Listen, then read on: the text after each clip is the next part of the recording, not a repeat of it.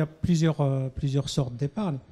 Et tout dépend aussi de la durée souhaitée de cette épargne-là. Donc, il y a des produits bancaires, comme a dit Saïd, où votre argent est disponible à tout moment. Et il y a d'autres produits où le mieux, c'est de rester 2-3 ans. Et il y a des produits d'épargne de plutôt long terme. C'est quand on prépare l'éducation des enfants, c'est plutôt, on compte 10 ans. Ou là, pour préparer la retraite, c'est plutôt des produits 20 ans.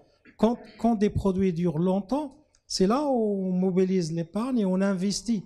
On prend des risques au début parce qu'on prend plus de risques quand on sait qu'on va investir de l'épargne sur du long terme que quand on sait qu'on a besoin de son argent demain. Donc là, je ne vais pas aller vers des produits comme on parlera peut-être plus tard, les UC ou d'autres.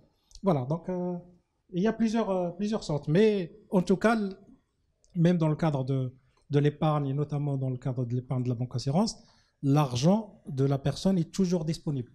On va voir plus tard, peut-être quand on rentrera dans le détail, il y a des mécanismes comme des avances, comme le rachat partiel, comme le rachat total. Donc, à aucun moment, l'épargne n'est bloquée. Même s'il est supposé être à long terme, il est toujours disponible. Peut-être juste rajouter par rapport à ce qu'a dit Sibel Baraka, c'est que effectivement l'épargne c'est très simple. Souscrire un produit d'épargne, c'est en 5 minutes dans une agence bancaire. On se présente, on explique notre besoin, on fait des simulations, on partage avec vous quel est l'atterrissage de l'épargne et on souscrit un produit d'épargne. S'il y a un événement qui va vous empêcher d'épargner sur une période, c'est pas grave. On peut l'arrêter, on peut modifier le montant, c'est vraiment un produit qui est simple, agile, flexible, et même s'il y a besoin de faire des avances, on peut les faire. Et ce que j'ai envie de dire, et je passerai la main à Semedi et Faker, il y a même des avantages fiscaux, il y a des restitutions sur l'IR